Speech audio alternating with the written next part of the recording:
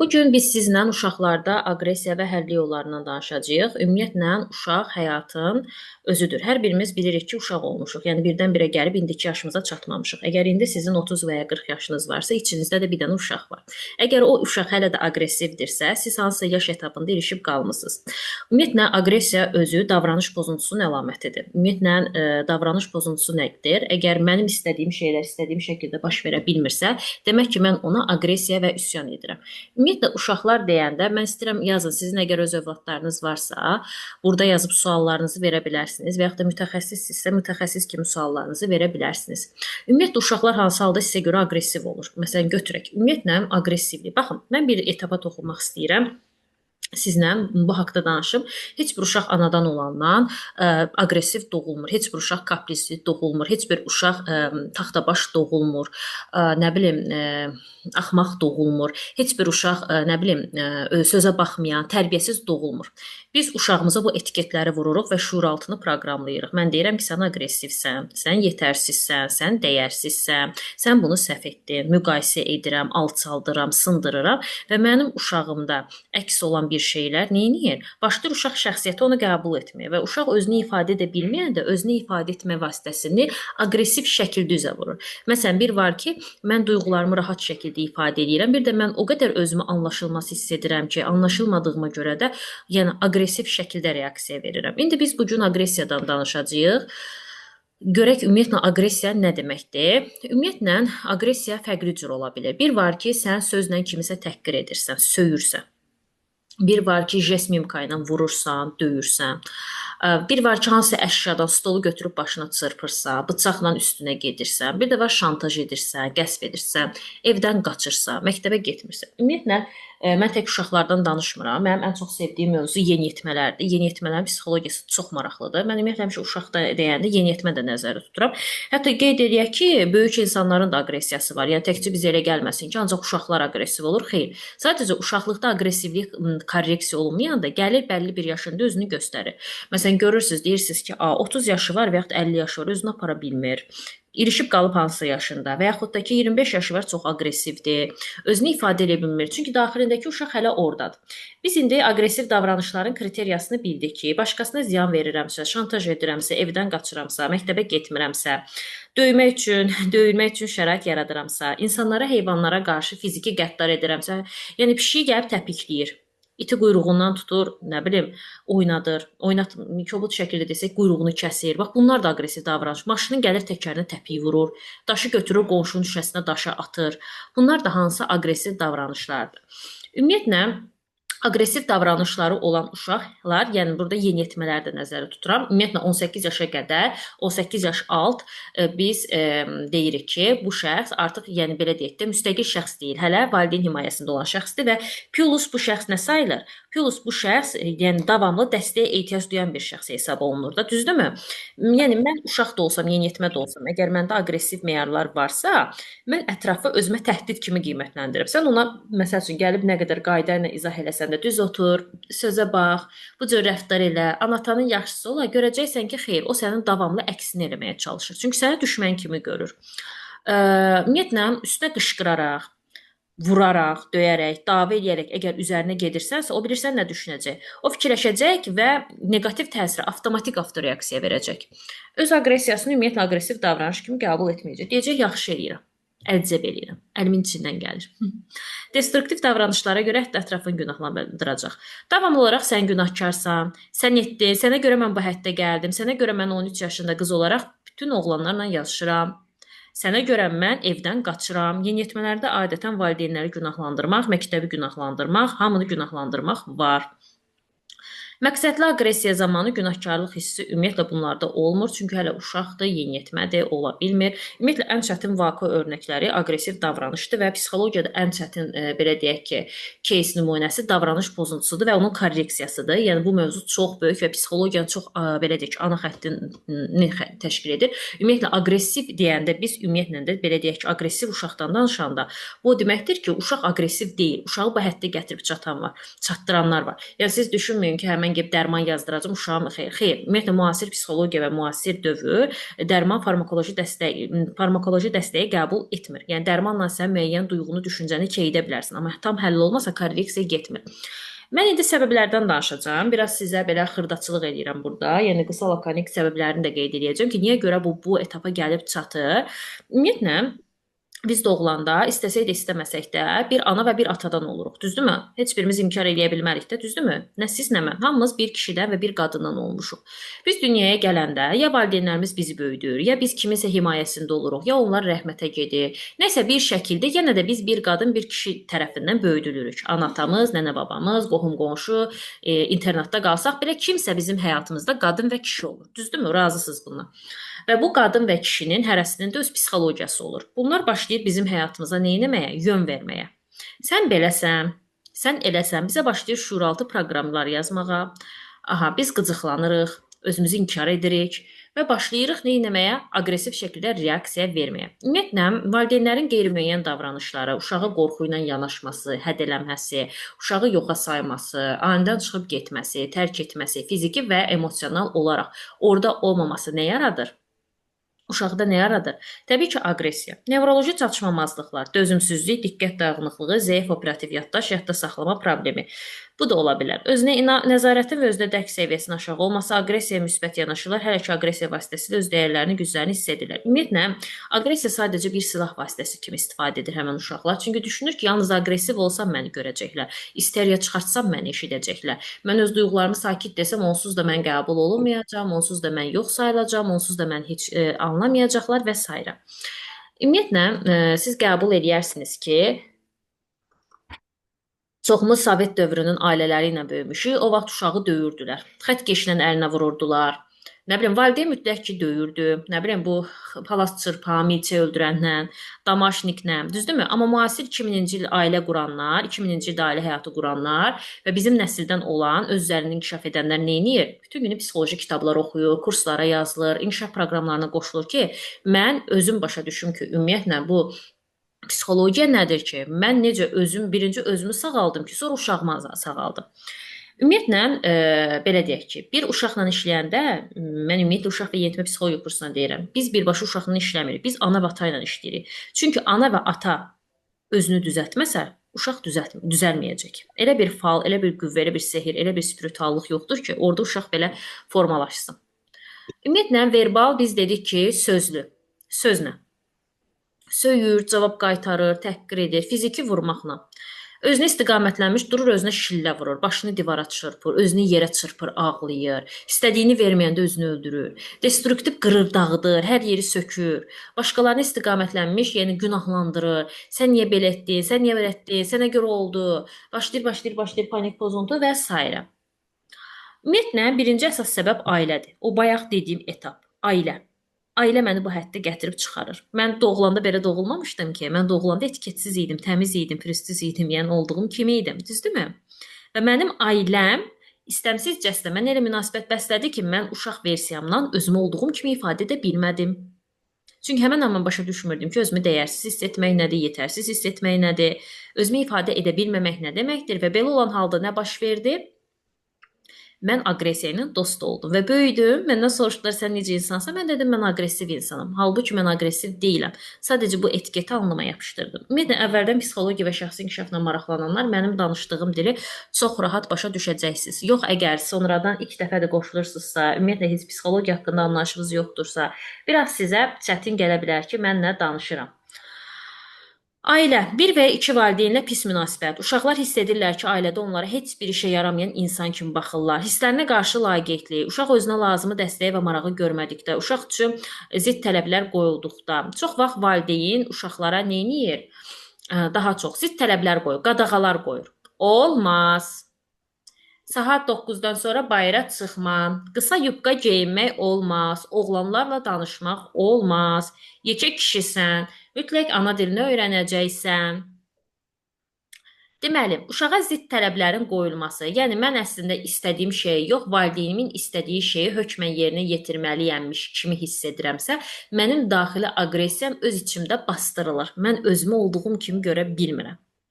Valideynlərin özlərinin mənfi emosional vəziyyəti və onlar tərəfindən özünə nəzarətin və öz məsələn valideynim deyək ki, özü depressiyadadır. Valideynim stressdədir, valideynim təşvişli bir həyat yaşayır, valideynim nəsə bir içindədir və o təşvişini, o emosional ağırlığını neyniyir? Mənim üzərimə yansıdır. Uşağam mən, başa düşmürəm. Gəlir, məsələn, atam əsəbidə, anam gəldi, bir dənə şillə vurdu, getdi. Mən uşaq versiyamdan dedim ki, mən gör necə dəyərsizəm ki, anam gəlib mənə şillə vurdu. Amma vaxtca beynimlə mən başa düşə bilmirdim ki, əslində anamla atam dalaşırdılar. Anam atama olan hirsini məndən çıxdı. Təbii ki, sağlam valideyn, şuurlu valideyn, fərqində valideyn bu davranışı etməz. Düzdürmü? Deməli, valideynin emosional fonu təsir edir. Və biz aynalardan ibarətik də. Şəxsi inkişafa marağınız varsa qoşulursunuz. Aynalar. Ümumiyyətlə, bir şeyi həll eləmək istəyirsinizsə, korreksiya eləmək istəyirsinizsə, bir şeyin səbəbini bilməlisiniz. Çox vaxt insanlar deyir ki, bir dənə bir şey olsun, bir şeyi həll eləyim. Bir şeyi həll eləmək üçün bir şeyin səbəbini bilməlisiniz. Bir şeyə səbəb nəticə ilə işləməlisiniz. Yoxsa bu belə olsun, o elə olsun, yox. Əmr vermək, günahlandırmaq, təhdid edilmək, ünsiyyətdə daim sən dilindən istifadə etmək, sən bacarmazsan, sən edə bilmirsən, sən otur, sən getmə, mən edərəm. Neqativ üslub, uşağın üstə qışqırmaq, döymək, sonra öz hökmünü yeritmək, əzmək, sındırmaq, sözlü təhqirlər etmək, uşağın hiss və arzularını ignor etmək, uşaqda özünə qarşı mübarizə və qisas hissləri yaratmaq və bu uşaqlığında hər birində aqressiya yarada bilər. İndi biraz suallarınıza baxım, sonra davam edə bilərik. Ümidvaram ki, başa düşürsüz. Maraqlı deyim, nə yazmısınız? Aha, okey, baxaq görək nədir. Çox sağ olun Nuray xanım. Bəli. Özgüvənsiz ol. Aha, çox gözəl bir məsələyə toxunmusunuz. Ümumiyyətlə, baxın, mən sizə bir dənə ipucu verim. Depressiyanın əsas əlamətlərindən biri aqressiyadır. Aqressiyadır. Vurğunu səhv qoydum. Aqressiya. Bir insan aqressivdirsə, bir insan əsəbidirsə,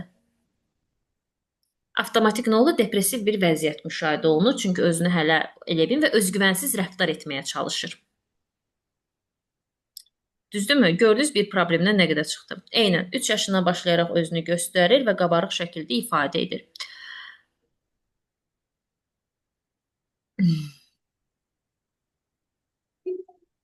Eynən. Siz necə? Valideynlər düşünür ki, hər bir valideyn düşünür ki, əslində mən idealam. Mən yaxşısını verirəm. Yəni normaldır, valideynin bu cür düşünməsi normaldır. Zaten biz burada kimsə günahlandırmır. Amma valideyn öz üzərində işləyəndə başa düşür ki, mən öz övladıma necə münasibət göstərirəmsə, mənim övladım da o cür böyüyür. Yəni özümüzə baxmaq lazımdır. Buna görə bu təlim hamı üçün ağır gələ bilər. Uşaqlarda aqressiv davranışlar 3 yaşdan sonra formalaşmağa başlayır. Uşaq ilk dəfə özünü 3 yaşda belə deyək ki, mən obrazını anlayır. Məsələn, mən Fuadam, mənim 3 yaşım var. Başa düşür. Daha erkən getsə 1 yaş 6 aylığından, o da ki, əgər cizgi filminə çox baxırsa aqressiya yarada bilər. Telefondan çox istifadə edirsə aqressiya yarada bilər. Evdə məsələn ata-ananı döyürsə, ana atanı döyürsə, evdə təhqirlər, söyüşlər, vurmaq, döymək varsa, uşaqda aqressiya yarana bilər. Yəni uşaq gördüyünü təkrarlayır. Eynən. Hər birimiz bir ailənin istehsalıyıq. Korreksiyaya girəcəm. Hələ ki, səbəblərdən danışıram. Baxın, mənim 23 yaşım var, bacardığım işi görə bilirəm. Valideynim mənə deyir ki, sən bacarmazsan, amma özümə çox güvənirəm. Valideynimin dediyi şeylər, mən indi sizə bir şey deyim. Valideyninizin sizə dediyi şeylər sizinlə əlaqəli deyil. Valideyninizin öz düşüncəsinə əlaqəlidir. Məsələn, bir insan mənə qayıdıb deyə bilər ki, misal üçün, Könül, sən çox bacarıqsız qızsan. Düzdürmü? Onun mənə bacarıqsız deməyi mənə aidiyyəti yoxdur. Onun özünlə bağlı düşüncəsidir. Biraz şəxsi inkişaf kursu keçmisinizsə, bu arada şəxsi inkişaf da keçirəm, qoşula bilərsiniz. Yəni başqasının mənə aid dediyi hər bir şey özü ilə əlaqəli bir şeydir. Tamam? Mənə aid deyil. Valideyn sadəcə insan o qədər həzm eləyə bilmir ki, valideyni. İzah eləyə bilirəmmi? O qədər valideynini həzm eləyə bilmir ki, yəni anam, atam söz deyəndə onu ciddi, amma ana ata da bir insandır da. Yəni o da səhv eləyə bilər, o da səhv düşünə bilər, o da şəxsi inkişafdan geri qala bilər. O baxımdan sənin valideynin nə desə də, okey, valideynimin fikridir, amma əsas məsələ güzün sonunda mən özümə baxanda mən nə düşünürəm fikri. Mənim oğlum oğlum, mən sizə bir dənə şey xahiş edirəm. Mənə sual verəndə yaş yazın. Çünki psixologiya yaşla gedir. Uşaqlar xüsusən yaş dövrünə görə inkişaf dəyişir. Mənim oğlum dərs xoşlamırdı, oxumaq istəmirdi. Dərs edəndə başını qaşıyıb qopar, nə edə bilərəm? Diqqət yayındırmaq istəyə bilər. Bu davranışı kimdən öyrənib və neçə yaşındadır? İlk dəfə necə oldu, başladı? Dərs oxumaq istəməyəndə sizin münasibət tərziniz necədir? Hansı dərsi xoşlamır? Spesifik xoşlamadığı bir dərs mi var? Ümumiyyətlə xoşlamır. Buna bu təkanı verən nədir? Sinifdəki müəllimdirmi, kitabdır? Mütləq ki, burada səbəblər var.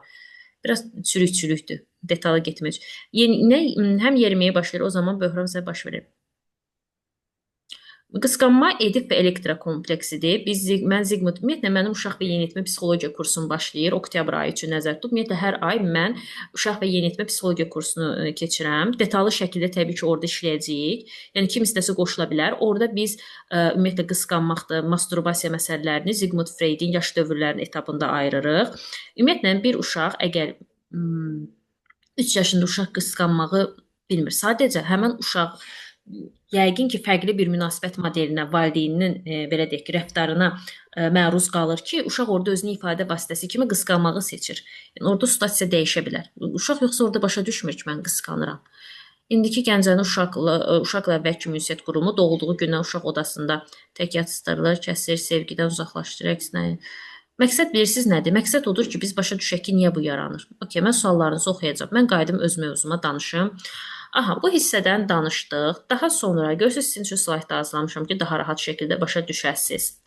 Valideynin vəzifələri nədir? Valideyn başa düşməlidir ki, ümumiyyətlə mənim hansı emosional vəziyyətdəyim? Mən depressivəm, boşanmışam, aqressivəm. Mən ümumiyyətlə hansı bir emosional durumumdayam? Mənim uşaqla olan münasibətim nədir? Çox insanca uşaq sadəcə dünyaya gətirdim, elə doğdum, atdım o tərəfə. Deyil. Bu bioloji bir prosesdir. Doğmaq, vsyo. Bəs sənin sonrakı etapın tərbiyə gəlir, uşağa qayğı. Yəni ümumiyyətlə hər insan uşaq sahibi olmalı deyil. Əgər sən uşağı doğub sadəcə bir yemək verib, atıb otaqda öz keyfə baxacaqsansa, sən artıq o uşağı buraxdın da, həyatsız buraxdın. Ümumiyyətlə siz fikir versiniz, internatda böyüyən uşaqlarla anatada böyüyən uşaqlar, yəni həqiqi sevgi etapında böyüyən uşaqlar arasında fərq var. Çünki birində uşaq anatadan gördüyü sevgini uşaq heç vaxt kənarda bir yerdə ala bilmir istəsə də. Nə qədər müəllim də versə, nə qədər dövlət də qayğısına qalsa fərq etmir. Anatanın verdiyi o sevgi dünyanı əvəz etmir. Yəni burada korreksiyanın əsas yolu nədir? Valideyn özünə baxmalıdır. Valideyn başa düşməlidir. Təbii ki, bu da bir etaplı olmur. Valideyn onsuz uşağını psixoloqa gətirəndə şuurlu gətirir. Başa düşür ki, mən övladımı niyə görə psixoloqa gətirirəm? Aydın olur sizə? Yəni bax bu etaplar. Okay. Ümumiyyətlə uşaqla daha çox duyğularını ifadə etmə mövzusunda işləyə bilərsiniz. Məsələn, mən indi özümü tutalım, atıram. Mən indi özümü gərgin hiss edirəm. Emosiya cədvəli Pinterest və ya Google-dan yazıb çıxarıb duyğuları edə bilərsiniz. Emosiya cədvəli var və ya da smayliklar olur. Məsələn, mən indi özümü əsəbi hiss edirəm. Mən indi özümü narahat hiss edirəm. Mən indi özümü qızğın hiss edirəm. Uşağa duyğularını ifadə etmək. Və uşaq məsələn deyəndə mən əsəbi hiss edirəm, uşağı dinləmək lazım. Sən özünü nədə əsəbi hiss edirsən, uşaq da deyib keçməmək lazımdır. Uşaq bir şəxsiyyətdir. Hətta belə bir deyim var ki, aforiz kimi Həzrət Məhəmmədə deyiblər ki, uşağın tərbiyəsinə neçə yaşından başlayaq? O da qayıdıb deyib ki, ananın bətnində olandan o başlamalıdır. Sonra müasir psixologiya və siz bütün gün Instagramda koçları, psixoloqları izləyirsiniz. Orada şuuraltı məsələlər gedir də. Şuuraltını dəyiş, sevgilin dəyişsin. Nə bilim, şuuraltını dəyiş, övladın dəyişsin. Bu hardan gəlir? Ana bətnindən gəlir də. Sənin anan hamilə olanda, məsələn deyirəm, yoldaşınla münasibəti yaxşı keçibsə, evdə normal keçibsə, normal qidalanıbsa, yeyibsə, içibsə, normal pozitiv düşünübsə, xoş, yəni ünsiyyət qurubsa, uşağın beyni artıq oradan kodlanır. Anadan başlayır, düzdürmü? Amma indi gəlin əksini götürək. Ana bütün günü döyülür, söyülür, təhqir, əsəb, stres, bütün gün oturur deyir, bu nə həyatdır, gəldim, kaş heç hamilə qalmazdı, başlayır deyinmə, artıq uşağın beyni də belə kodlanır.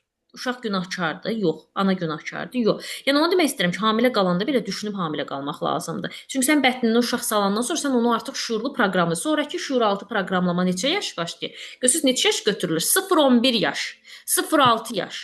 Çıxıb indi nəysə oralara girməyib 0-7 yaş. Yəni başlayırsan uşaqsan da bilmirsən. Başlayır maman papan səni kodlamağa. Yəni kodlamağı mən məcaz mənasında deyirəm.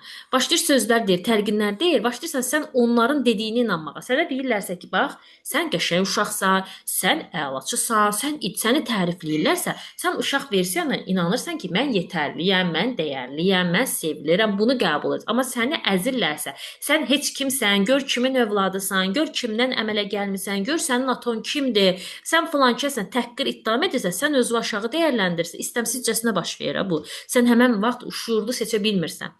Sən böyüyürsən, çatırsan 25 yaşına, 30, 40, 50 yaşına, həyatında bir biznes qurmaq istəyəndə, bir sevgi hekayələrinə başlamaq istəyəndə, başlayırsan şuuraltı proqramlanmış kodları təkrarını yaşamağa. Sonra ortaya girir karma nədir? Karmanı axtarıb tapırsan, numerologiya qaçırsan ora-bura, amma əsl məsələ bax kök səbəb burdandır. Təzədən yenə də qayıdırsan hara ən başa uşaqlığa. Çünki uşaqlığı işləyib qurtarmasan, şəxsi inkişafı başa vurmaq mümkün deyil. O filfil o şeydir, anında texnika ilə həll olsa, anında olmur. Dərindən işləmək lazımdır. Ona görə uşaq psixologiyası və yeniyetmə psixologiyası həssas bir mövzudur. Yəni siz buna ciddi yanaşın. Uşaq deyib keçmək mümkün deyil. Hər şey uşaqlıqdan başlayır. Uşaqlığı bilməyən, uşaq psixologiyasını bilməyən, yeniyetmə psixologiyasını bilməyən insan yetişkin psixologiyasını bilə bilməz. Yetişkin psixoterapevti, yetişkin psixoloqu mütləq ki, uşaq psixologiyasını bilir. Çünki psixoterapevtə gedəndə səndən neçə yaşdan işləyir? Elə bilsən ki, o məsələn 30 yaşlı bir insanla işləyir. Xeyr, 30 yaşlı bir insanın hansısa bir yaş mərhələsində ilişib qalıb da 9 yaş, 12 yaş, 16 yaş, 25 yaş hardasa ilişib qalıb da düzdürmü? Terapiya ilə oralara gedib çıxır. Biraz sizə açdım.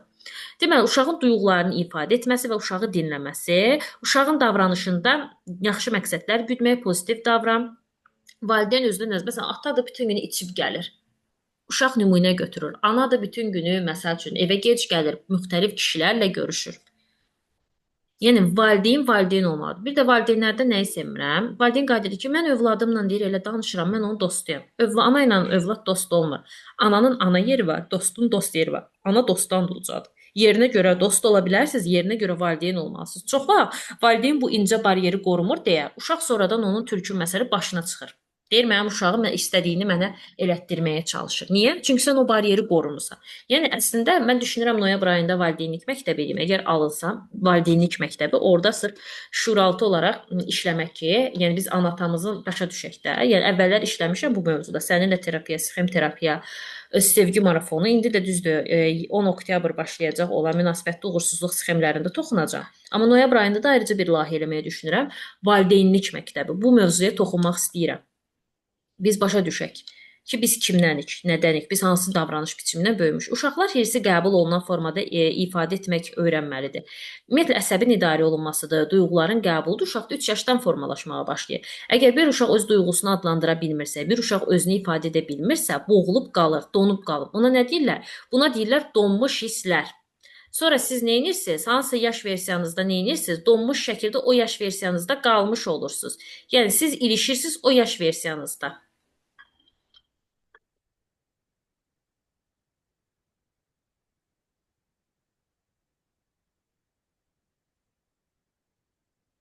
Okey, suallara baxaq. Böyüdüm ekranı elə bax. Hə, bir də bizim sonrakı proqramlayanlar kimlərdir? Bizi sonrakı proqramlayanlar müəllimələrdir. İbtidai sinif müəllimələri. Sonra kim gəlir? Həyatınızda girən, oturduğunuz partadakı sinif yoldaşlarınız gəlir. Qonşudakı xalalar gəlir. Ətrafda gördüyünüz hər bir insan sizi kodluyur. Adi bax müəllim seçərkən belə özünüzə, məsələn kursa gedirsiniz də ingilis dilində tutalım gedirsiniz misal üçün. Müəllim gəlib görürsüz ki, bütün günü indi bu versiyanızdan bir misal. Bütün günü suratı asıq, yəni sifəti belə. Davamlı sən söz deyirsə səni sındırır, alçaldır. Motivasiya yox, həvəs vermir. Sən o müəllimin yanına uzaq bir ay gedəsən, ikinci ay getməyəsən. Çünki müəllim səni proqramladı. Bir də var, sən gedirsən, müəllim səni həvəsləndirir, motivasiya verir. Deyirsən də alınır, sən də bacarırsan, sən həvəslənirsən, bəlkə də sən həqiqətən bacarmırsan. Amma sənə o qədər motivasiya, o qədər belə pozitiv aura verir ki, sən o şeyi həvəslənirsən, etmək istəyirsən. Eynən, prizma 3-də sxemimiz formalaşır. Ümumiyyətlə biz burada aşırı tərifləməkdən, hər şeyin aşırısı ziyandır. Çox tərifləyəndə lovğa olmazmı? Həddi olmalıdır əzizlərim. Siz onu özünüz müəyyən etməlisiniz ki. Yəni təbii ki, indi burada uşağınızla bağlı problem yaşayırsınızsa, mütləq şəkildə valideyn konsultasiyası götürün. Onsuz da valideyn konsultasiyası sizin bir dırnağınızın ödənişidir. Belə demək pis çıxmasın. Yəni mütləq şəkildə bu etaplara diqqət edin. Çox vaxt valideyn hər şeyə pul tapır, amma bir dənə valideyn konsultasiyası almır. Bir dəfə uşağını psixoloqa aparmır. Deyir ki, mənim uşağım xəstə deyil ki, düzələr. Çünki elə şey var, insan özü də görə bilmir. Məsələn, indi bir dənə sual verim. Cərrah özünün, məsələn, ürək cərrahı öz ürəyinə əməliyyat eləyə bilər? Mümkün deyil. Başqa cərraha gedəcək də. Yəni siz psixoloq olsanız belə, siz öz, yəni psixoloq belə öz belə deyək ki, övladını, öz anasını, atasını, bacısını, qardaşını terapiya eləyə bilmir. Yəqin bunu bilirsiniz. Çünki emosional kontakt var aramızda. Başqa bir psixoloq işləyir. Yəni siz də öz övladınızı nə qədər gedib kursda keçsəz, təlimlə keçsəz, terapiya da alsaz, düzdür, effekti olur 50%, amma tam şəkildə başqa bir beyinə də ehtiyac var. Yəni hamımız beləyik.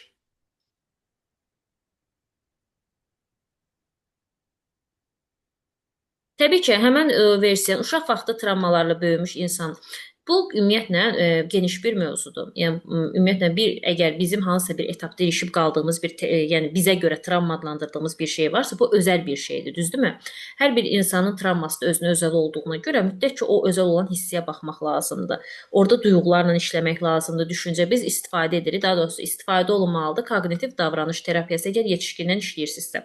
Koqnitiv davranış terapiyası 6 yaş, 8 yaş üzəri uşaq və yeniyetmələrdə işlədilir 18 yaşa qədər. Böyüklər üçün müxtəlif terapiya növləri var. Məsələn, rasional emosional terapiya istifadə etmək olar, Gestalt terapiya istifadə etmək olar, art terapiya istifadə etmək olar, koqnitiv davranış terapiyası istifadə etmək olar, MDR terapiyası istifadə etmək olar. Yetişkin özü hansına qərar verirsə. Siz bu terapiyalarla işləyib nəyisə dərinə gedə bilərsiniz. Məsələn, mən indi durum buradan bir cümlə deyim, ged özü belə elə, o düzgün deyil. Yəni psixoloq məsləhət vermir. Psixoloq səni sadəcə aynan olur. Bizim mövzumuz bugün uşaqlarda aqressiya və həlli yollarıdır. Bayaqdan mən fikir verirsinizsə, aqressiyadan danışarkən həlli yollarını dedim artıq ki, valideyn özünə çəki düzən verməlidir. Yəni mən burada məsələn danışmıram. İndi ola bilər sinir sistemi ilə bağlı problemlər ola bilər. Bir var nevroloji problem. O məsələn deyirəm də, aparır həkimə, həkim deyir ki, məsəl üçün də uşağın nə bilim kəllə daxili təzyiqi var, sinirləridir. O yəni dərmanla, masajla hə düzəlir. Və bir də var ki, uşaq da götürür qazanı nənəsinin başına çırpır. Uşaq da marketə girir, sok almayanda özünü yerə çırpır. Deməli valideyn burada qəbul etməlidir ki, yəni bu heç kimin xətrinə dəyməsin. Mən hardasa bir etapda öz övladıma qarşı nə isə düzgün etməmişəm. İnsanlıqda hamımız səhv eləyə bilirik. Heç kəs ideal deyil ki. Məsələn, ola bilər o xanımın dediyi kimi, bəlkə sən çox tərifləyirsən, yersiz, dəxlisiz tərifləyirsən. Bəlkə sən çox alçaldırsan, bəlkə sən çox qadağan qoyursan. Bir baxmalısan ki, sənə görə nələri düz etmirsən. Zaten fərqində bir valideyn, inanın ki, onu tapır, öz səhvini tapır.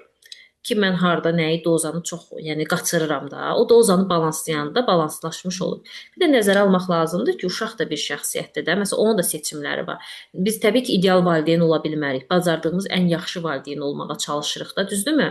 Özümüzü ideallaşdıra bilmərik ki, bacardığımız kimi yaxşı valideyn olub övladımızı bacardığımız kimi böyüdürük. Artıq uşaq özü böyüyəndən sonra onun öz seçimləri, öz qərarları, öz istəkləri olur. Bizə uyğun yaşamır ki. Evlənəndə məndən icazə alıb evlənməyəcək ki, iş tapanda məndən icazə almır ki, universitet oxuyanda məndən icazə almır ki, artıq o cəmiyyət üçün böyüdülür. Yəni uşaq dünyaya gəldisə, artıq o cəmiyyət üçün böyüyür. Özü öz həyatını qurmaq üçün böyür. Sadəcə biraz bizim mentalitetdə övlad valideynə bağlıdır. Məsələn, 30 yaşı var oğlanın anasına yaşa. Amma Avropada məsələn bilirsiniz ki, 18 yaşı oldu, nə olur?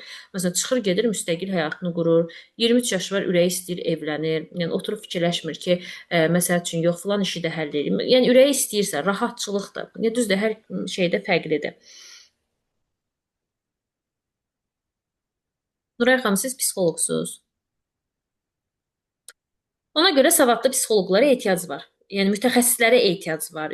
Məsələn, bu yaxınlarda bir xanım mənə yazıb ki, bəs mən deyir, sizin kursa qatılım, deyir. Mənə qayıdıb deyir ki, sizin kursa deyir qatılım, siz mənə deyir sertifikat verin, mən deyir gedim iş tapım. Mən də xanıma dedim ki, siz 4 il əgər psixologiya ixtisası oxumamısınızsa, 2 il magistratura oxumamısınızsa, hüquqi baxımından diplom almamısınızsa, siz gedib dedim heç yerdə iş tapa bilməyəcəksiniz. Amma elə kurslar var, o insanları aldadır. Düzdür, aldanmaq istəyən aldanır. Yəni bilirsiniz nə demək istəyirəm mən bu etapda sizə? Yəni kursa qatılmaq çox yaxşıdır. Yəni qeyri-ixtisassansa, mənim qeyri-ixtisasdan qatılan tələbələrim var və ən qədərdir. İbtidai sinif müəllimələri var, fizika müəllimi var, nə bilim, başqa tələbələr var. Qatı, amma məqsəd nədir? Məqsəd maariflənməkdir, öyrənməkdir. Ay mən bu kursu alım, gedim, istifadə edim, yox, öyrənməkdir. Bu zaten sənin özünə lazımdır da, düzdürmü? Yəni o qədər kurslara qatılırsınız ki, məsələn deyək ki, istifadə etməyəndə unudursan. Amma psixologiya elə bir şeydir ki, sənin özünə lazımdır. Yəni dünyaya ən az övlad gətirirsən. Lap o olmasın belə kənarda kimsə görəndə ki, uşağa necəsə davranır, istər-istəməz o uşağın psixologiyasını başa düşüb, həmin şəxsə də deyə bilirsən ki, məncə bu cür yanaşmasan daha yaxşı olar deyə bilirsən. Görsən bir insanın təhsil alması 10 insanın təhsil almasına gətirib çıxarır da, müdaxilə edə bilirsən. Sözümü nə iləsə əlaqələndirirdim. Mövzumuz qurtarıb suallar verə bilərsiniz. İndi onsuz da yekunlaşdırıram 5 dəqiqəyə. Bunu da indi video rekordu stop verim.